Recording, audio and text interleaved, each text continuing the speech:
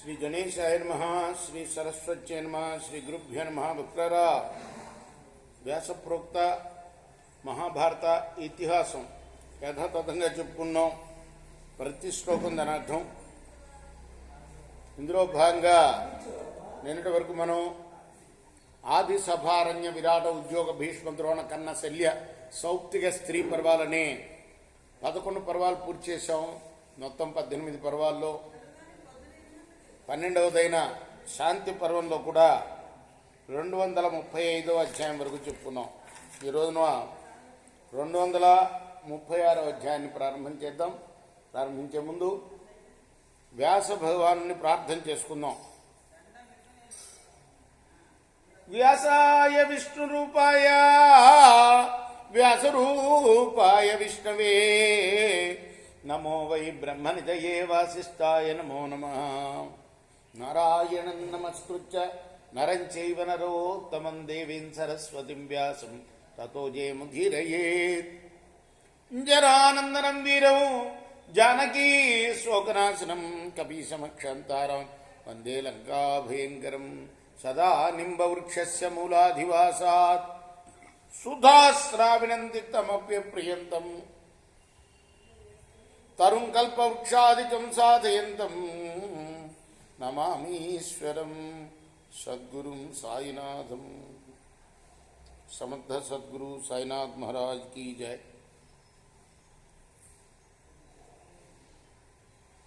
ధర్మరాజు అడిగిన ధర్మ సందేహాలకి భీష్ముల వారు అంపశయ్య మీద నుండి ఆ కృష్ణ భగవానుడి యొక్క కరుణాకటాక్షం చేత సందేహాలన్నిటికీ కూడాను సమాధానాలు ఇస్తున్నాడు ధర్మరాజు అడిగిన ప్రశ్నలకి. అది దాదాపు శాంతిపురం అంతా కూడాను అదే. వ్యాస ఉవాచ అంటే ఆయనేం సొంతగా చెప్పడు. భీష్ముల వారు ఆయన అడిగిన ప్రశ్నలకి ఒక ఇతిహాసం ఉందయ్యా, దీనికి ఇదే నీ ప్రశ్నకి సమాధానం అని చెప్తూ ఉంటాడన్నమాట. వ్యాస ఉవాచ అధ చేద్రోచయేదేతత్ ఉహ్యేత శ్రోతసాయధ ఉన్మజ్జంశ్చ నిమజ్జంశ్చ జ్ఞానవాన్ ప్లవనాన్ భవే. వ్యాసులు వారు అంటున్నాడు, మనిషి జలప్రవాహంలో మునిగిపోతూ తేలుతూ కొట్టుకొని పోయేటప్పుడు ఏదైనా నావ దొరికితే ఒడ్డుకు చేరగలిగినట్టు సంసార ప్రవాహంలో కొట్టుకొని పోయేటప్పుడు విముక్తి కావాలి అంటే జ్ఞానం అనే నౌకని ఆశ్రయించాలి. ప్రజ్ఞయా నిశ్చితాధీర తారయంచ బుధాన్ ప్లవై నా బుధాస్తారయంచన్యాన్ ఆత్మానం కథంచన. ప్రజ్ఞ ద్వారా నిశ్చితంగా తత్వాన్ని తెలిసిన ధీరులు అజ్ఞానులను జ్ఞాన నౌక సహాయంతో ఒడ్డుకు చేరుస్తారు. అంతేగాని పండితులు కాని వారు మాత్రం తరింప చేయలేరు, తమను తాను కూడా ఉద్ధరించుకోలేరు. చిన్న దోషో మునిర్యోగాన్ యుక్తో ఇంజూత ద్వాదశ దేశ కర్మానురాగార్థాన్ ఉపాయాపాయ నిశ్చయై చక్షురాహార సంవారై మనసా దర్శనేన చ. సమాహిత చిత్తుడైన యోగి రాగద్వేషాది దోషాలను తొలగించుకొని, ఏమిటి రాగద్వేషాది దోషాలంటే మనకుండేదే అవి, అనురాగం ద్వేషం ద్వంద్వాలు కలిసి ఉంటాయి చక్కగా. మన మనవడంటే మనకు చాలా ప్రీతి. ఇతరుల పిల్లవాడు ఏడిస్తే అసహించుకుంటాం, మన పిల్లవాడిస్తే ముద్దు పెట్టుకుంటాం కదా. ద్వేషం, ఒకళ్ళంటే ద్వేషం, ఒకళ్ళంటే అనురాగం, ఈ భావాలు ఉన్నాయే వీటిని తొలగించుకోవాలి. ద్వాదశ యోగాల్ని ఆశ్రయించి ధ్యానాన్ని అభ్యసించాలి. ఆ ద్వాదశ యోగాలు ఏమిటంటే దేశం, కర్మ, అనురాగం, అర్థం, ఉపాయం, అపాయం, నిశ్చయం, చక్షువు ఆహారం, సంహారం, మనస్సు దర్శనం. ఇవి ద్వాదశ యోగాలు అంటారు. యచ్చేద్వాంగ్ మనసే బుద్ధ్యా య ఇచ్చేద్ జ్ఞానముత్తమం జ్ఞానేన యచ్చేదాత్మానం య ఇచ్చేద్ శాంతిమాత్మన. ఉత్తమ జ్ఞానాన్ని పొందగోరేవాడు బుద్ధితో వాక్కును మనస్సుని నియంత్రించాలి. అన్నిటికన్నా ప్రమాదం ఏంటి? వాక్కే, మాటనే కదా. ఆత్మశాంతిని కోరుకునేవాడు జ్ఞానంతో బుద్ధిని నియంత్రించాలి. ఏతేషాం చేదనుద్రష్ట్వా పురుషోపి సుదారుణః యది వా సర్వవేదజ్ఞ యది వాప్యనృచో ద్విజః యది వా ధార్మికో యజ్వా యది వా పాపకృత్తమః యది వా పురుషవ్యాఘ్రః యది వా క్లేశధారితః తరచ్చేవం మహాదుర్గంజరామరణ సాగరం. మనిషి అనేవాడు పరమ భయంకరుడైన సర్వవేదవేత్త అయిన అసలు రుక్కులేరాని బ్రాహ్మణుడైన ధార్మికుడైన యజమాని అయిన పాపిష్టుల్లో మహాపాపిష్టి అయిన పురుషోత్తముడైన కష్టాలు పడుతున్నవాడైనా సరే ఈ ద్వాదశ యోగాల్ని తెలుసుకున్నవాడు దుర్లభమైన ఈ జనన మరణ సాగరాన్ని దాటగలడు. ఏవం ఏతేన యోగేన యుంజానో కేవమంతతః అపి జిజ్ఞాసమానోపి శబ్ద బ్రహ్మాతి వర్తతే. ఈ రీతిగా సిద్ధి పర్యంతము ఈ యోగాలను ఆశ్రయించిన వాడు బ్రహ్మాన్ని తెలియగోరిన వాడైతే వేదోక్త కామ్య కర్మలను అతిక్రమించుతాడు. ధర్మోపస్థా హిరివరూఢ ఉపాయాపాయ కుబర అపానాక్ష ప్రాణయుగ ప్రజ్ఞాయుర్జీవ బంధన చేతనా బంధురశ్చారు చాచారగ్రహణీమిమాన్ దర్శన స్పర్శన ఘ్రాణశ్రవణ వాహన ప్రజ్ఞానాభి సర్వతంత్రావృతాదో జ్ఞానసారథి ప్రతోదో జ్ఞానసారథి క్షేత్రజ్ఞాధిష్టతో ధీర శ్రద్ధాద్ అమపురః సరః ఛాద సూక్ష్మమగః క్షేమ్య శౌచగోధ్యానగోచర జీవయుక్తో రథో దివ్య బ్రహ్మలోకే విరాజతే. ఈ యోగం ఒక సుందరమైన రథం.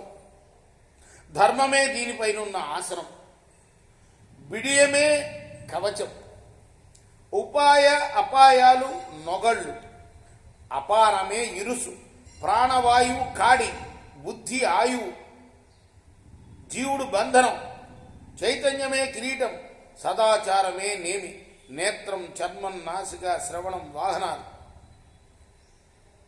ప్రజ్ఞ నాభి, సర్వశాస్త్రాలు కొరడ, జ్ఞానం సారథి, జీవుడు రథి అయి దీనిని అధివ్యసించి ఉంటాడు. మెల్లమెల్లగా సాగే ఈ రథానికి శ్రద్ధ దమాలు రక్షకులు, త్యాగమనే సూక్ష్మ గుణం వెన్నంటి నడుస్తూ ఉంటుంది. ఈ రథం ధ్యాన మార్గంలో పయనిస్తుంది. ఈ రీతిగా జీవుడితో కూడిన ఈ దివ్య రథం నదే బ్రహ్మలోకంలో విరాజిల్లుతుంది. అధ సంతరమాణస్య రథమేవం యుక్షతః అక్షరం గంతు మనస విధిం వక్షామి శీఘ్రం. ఈ రథాన్నెక్కి సాధన చేయదలుచుకున్నవాడు, త్వరగా పరమాత్మను చేరదలిచినవాడు పాటించవలసిన శీఘ్ర ఫలదాయి అయిన విధిని కూడా చెప్తాను విను. సప్తయాధారణ కృష్ణ వాగ్యత ప్రతిపద్యతే సృష్టత పాశ్యత్య తావత్ చెప్తా ప్రధారణ. సాధకుడు వాక్కును నియంత్రించి పృథివీ జల తేజో వాయు ఆకాశ బుద్ధి అహంకార రూపాలైన సప్తధారణను సిద్ధం చేసుకోవాలి. వాటికి విషయాలతో సంబంధించిన ప్రావరణాలు వాటి పక్కన వెనక ఉంటాయి. క్రమశః పార్థివం యచ్చా వాయువ్యం ఖం తదావయ జ్యోతిషో యత్తదైశ్వర్యం అహంకారశ్చ బుద్ధిత అవ్యక్తస్య తథైశ్వర్యం క్రమశః ప్రతిపద్యతే. సాధకుడు అనేవాడు క్రమంగా పృథివ్యోపస్థేజో వాయురాకాశాలు అహంకార బుద్ధులపై అధికారాన్ని తప్పనిసరిగా పొందుతాడు. ఆ తర్వాత క్రమంగా అధికారం పొందడం ఏంటి, ఒక్కొక్క దానికి ఒక్కొక్క విషయం ఉంటుంది. ఈ పంచభూతాలు వాటి మీద అధికారం పొందుతారని అన్నారు. ఆ తర్వాత అవ్యక్త బ్రహ్మ యొక్క ఐశ్వర్యాన్ని కూడా పొందుతాడు. విక్రమాశ్చాప్యస్యైతే తథా యుక్తేషు యోగతః తథా యోగస్య యుక్తస్య సిద్ధం ఆత్మని పశ్యతః.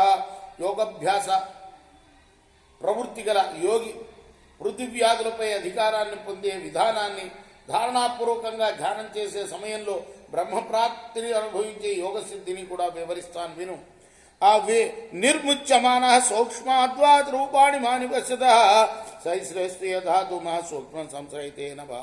స్థూల దేహాభిమానాన్ని వీడి ధ్యానమగ్రుడైన యోగికి కొన్ని సూక్ష్మ రూపాలు కనిపిస్తాయి. ప్రారంభంలో పృథ్వీ ధారణ చేసే సమయంలో శిశిర ఋతువులోని పొగమంచులాగా ఒక సూక్ష్మ వస్తువు ఆకాశాన్ని ఆచ్ఛాదించడం చూస్తాడు వాడు. తదా దేహర్విముక్తస్య పూర్వం రూపం భవచ్యుత అధధూమస్య విరమే ద్వితీయం రూపదర్శనం. దేశాభిమాన విముక్తుడైన యోగికి ఇది తొలి అనుభవ రూపం. మంచు వంటి పొగ తొలగిపోగానే మరొక రూపం కనిపిస్తుంది. జల రూపం ఇవ ఆకాశే తథైవాత్మని పశ్యతి అపాం వ్యతిక్రమే చాస్య వక్ని రూపం ప్రకాశతి. ఆకాశం అంతా జలంలాగా కనిపిస్తుంది ఆ యోగికి. జల రూపంగా ఆత్మానుభవం ఉంటుంది. నీరు తొలగిపోగానే అగ్నితత్వ ధారణ, ఆ సమయంలో అంతరా అగ్ని రూపం కనిపిస్తుంది. తస్మిన్నుపరతే జ్యోత్స్యాపిత శస్త్ర ప్రకాశతే ఊర్ణ రూప సవర్ణస్య తస్య రూపం ప్రకాశతే. అగ్ని రూపం తొలగిపోగానే యోగికి ఆకాశమంతా వాయు రూపంగా కనిపిస్తుంది. తన శస్త్రాలైన వృక్ష పర్వతాదులను వాయువు కప్పేస్తాడు. ఉన్నిదారంలాగా సూక్ష్మ రూపంతో తాను కూడా ఆకాశంలో వాయువుతో పాటు ఉన్నట్లు అనిపిస్తుంది సాధకుడికి. అధశ్వేతాంగ తింగత్వా వాయువ్యాం సూక్ష్మమప్యుత అశ్లుకం అశ్రుక్లం చేతస సూక్ష్మాత్ అవ్యుక్తం బ్రాహ్మణశ్చవై. ఆ తర్వాత వాయుతత్వ ధారణ ముగిసిన తర్వాత వాయు యొక్క సూక్ష్మ రూపం ఆకాశంలో లీనమైన తర్వాత కేవలం నీరాకాశం మిగులుతుంది. ఆ సమయంలో బ్రహ్మభావాన్ని పొందగోరిన యోగి అతని యొక్క చిత్తం అత్యంత సూక్ష్మమైపోతుంది. ఏతేష్వాపి జాతేషు ఫలజాతాని మే శృణు జాతస్య పార్థివైశ్వర్య సృష్టిరత్ర విధేయతే. ఈ లక్షణాలని ప్రకటమైన తర్వాత యోగి పొందబోయే ఫలితాన్ని విను. పార్థివైశ్వర్యం సిద్ధించిన తర్వాత యోగికి సృష్టించే శక్తి కలుగుతుంది. ప్రజాపతిరివాక్షోభో శరీరాత్ సృజతే ప్రజా అంగుళ్యంగుష్టమాత్రేణ హస్తపాదేన వా తథా పృథివీం కంపయచ్చేకః గుణోవాయురితి శృతి. ఆ యోగి ప్రజాపతిలాగా క్షోభరహితుడై తన శరీరం నుండి ప్రజా సృష్టి చేయగలుగుతాడు. వాయుతత్వం సిద్ధించిన తర్వాత ఎవరి సహాయం లేకుండా సాధకుడు ఒక వేలితోనో బొటన వేలితోనో చేతితోనో కాలితోనో భూమిని కూడా కదలించగలుగుతాడు. ఆకాశభూతశ్చాకాశే సవర్ణత్వా ప్రకాశతే వర్ణతో గుహ్యతే చాపి కామాత్ పిబతి చాశయాన్. ఆకాశతత్వం సిద్ధించిన తర్వాత యోగి ఆకాశంలో ఆకాశంలాగా అంతలా వ్యాపిస్తాడు. తన శరీరాన్ని అంతర్ధానం చేసుకొనగల శక్తి కూడా అతనికి వస్తుంది. జలతత్వంపై అధికారం పొందిన యోగి అనుకున్నంతలోనే జలాశయాలను కూడా మొత్తం సముద్రాలను కూడా తాగేయగలుగుతాడు. నచాప్యతే శారూపం దృశ్యతే శమితే తదా అహంకారస్య విజితే పంచైతే శుర్వశానుగా. అగ్నితత్వాధికారి అయిన యోగి ఎవ్వరూ కన్నెత్తి చూడలేనంత తేజస్సుతో వెలిగిపోతూ ఉంటాడు. ఆ తేజస్సు నశించదు. అహంకారాన్ని జయించిన తర్వాత యోగికి పంచభూతాలు కూడా ఈ విధంగా వశమవుతాయి. షణ్ణామాత్మని బుద్ధౌ చాజితాయ ప్రభవచ్చద నిర్దోష ప్రతిభాఖ్యేనం కృష్ణ సమభివర్తతే. పంచభూతాలకు అహంకారానికి ఆత్మ బుద్ధే. ఆ బుద్ధిని గెలిచిన తర్వాత యోగికి సంపూర్ణాధికారం సిద్ధిస్తుంది.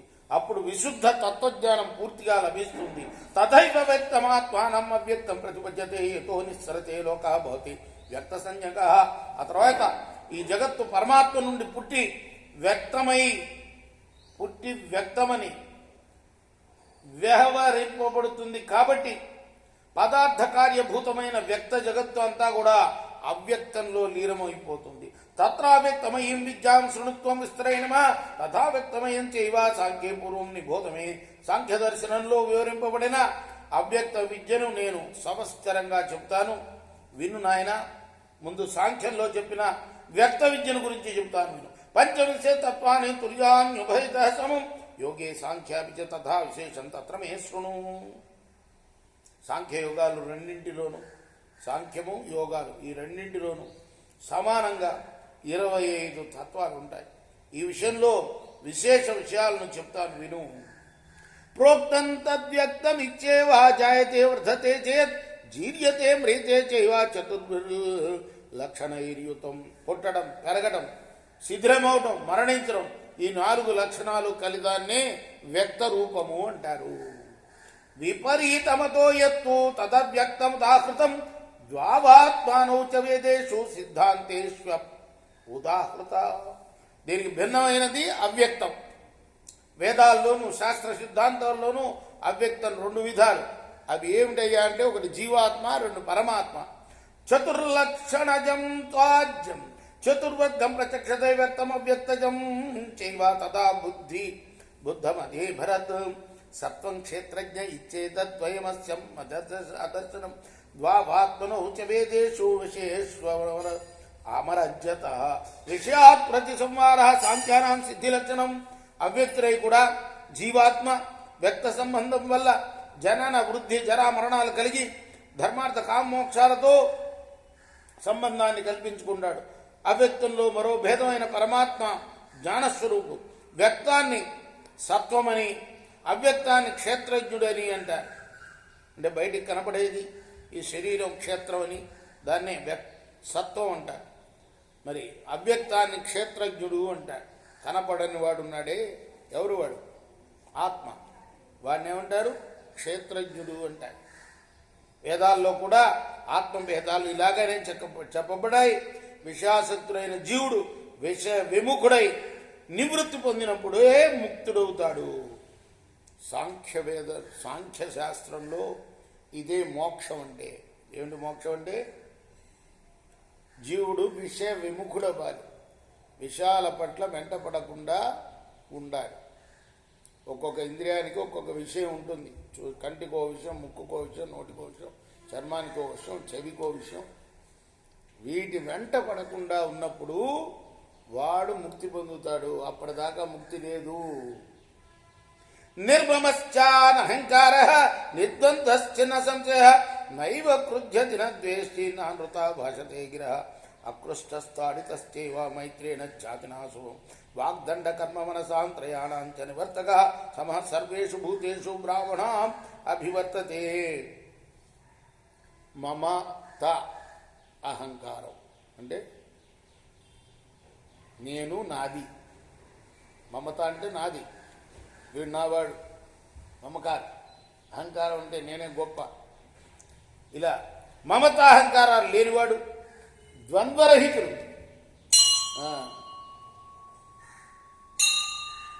మనం రోజు చెప్పుకుంటాం తే ద్వంద్వ మోహ నిర్ముక్త అని. ద్వంద్వాలకని అతీతంగా ఉండాలి మనిషి. ఏంటి ద్వంద్వాలంటే?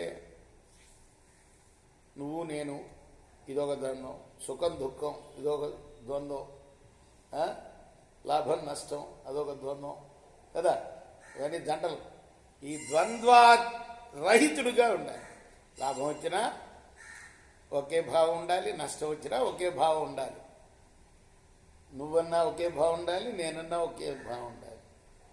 మన కాళ్ళ కింద చెవ పడుతూ ఉంటే పక్కకి వెళ్ళాలి. దానిలో కూడా ప్రాణం ఉంటుంది కదా. అది నేను ఒకటేను అనే భావం. ఇది ఈ ద్వంద్వరహితంగా మనిషి ఉండాలి. ఎప్పుడు కూడా సంశయరహితుడుగా ఉండాలి. క్రోధ ద్వేష విహీనుడుగా ఉండాలి. సత్యభాష అయి ఉండాలి. తిట్టినా కొట్టినా హాని పెట్టని వాడు అంటే మనల్ని తిట్టిన వాడిని కొట్టిన వాడి పట్ల కూడా వాడికి మంచి కలగాలని కోరుకోవాలన్నమాట. అందరిపై మైత్రి భావం గలవాడు. త్రికరణాలతో ఎవరికి కీడు చేయనివాడు. సర్వ అంటే మనస వాచ కర్మణ త్రికరణాలు అంటారు వీళ్ళు. మనస్సుతోటి కానీ, మనం చేత్తో కానీ, వాక్కుతోటి కానీ ఎవరిని కూడాను నొప్పించకూడదన్న, ఎవరికి కీడు తలపెట్టుకో.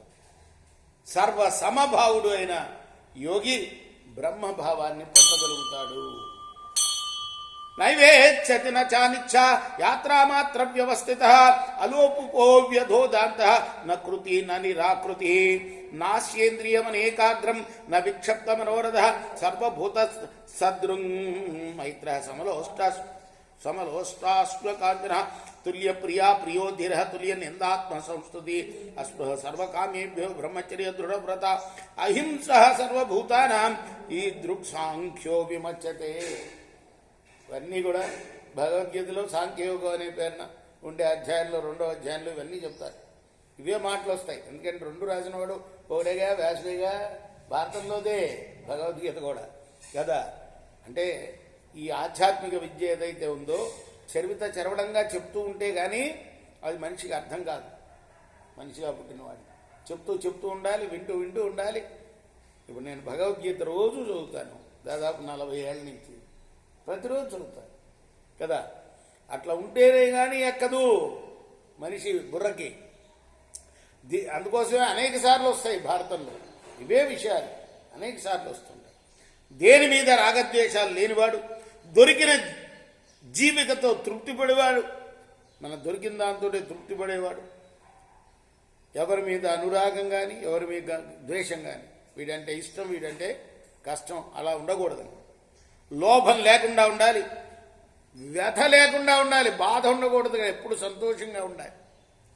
అతని ఇంద్రియాలను జయించాలి, కర్తవ్య అకర్తవ్యాల్లో సమదృష్టి ఉండాలి, అచంచలేంద్రియుడై ఉండాలి, ఇంద్రియాలను చెలింపజేయకుండా ఉండాలి, నిశ్చల మనస్కుడై ఉండాలి, సర్వప్రాణి సమమిత్రుడై ఉండాలి, మట్టిని రాతిని బంగారాన్ని ఒకటిగా చూడగలగాలి, ప్రియాప్రియ భేద శూన్యుడై ఉండాలి, ధీరుడు స్తుతి నిందలను ఒకటిగా భావించాలి, కోరిక లేకుండా ఉండాలి, బ్రహ్మచర్యాన్ని దృఢంగా పాటించాలి.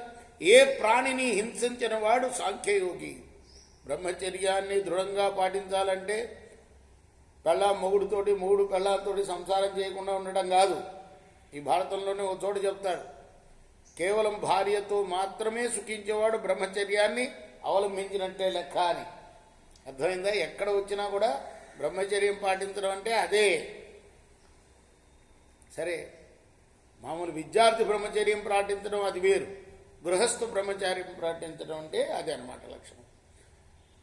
ఏ ప్రాణిని హింసించకుండా ఉండాలి, వాణ్ణి సాంఖ్యయోగి అంటారు. ఈ జ్ఞాని సంసార బంధాల నుండి తప్పనిసరిగా ముక్తి పొందుతాడు. యథాయోగాత్ విముచ్యంతే కారణై నిబో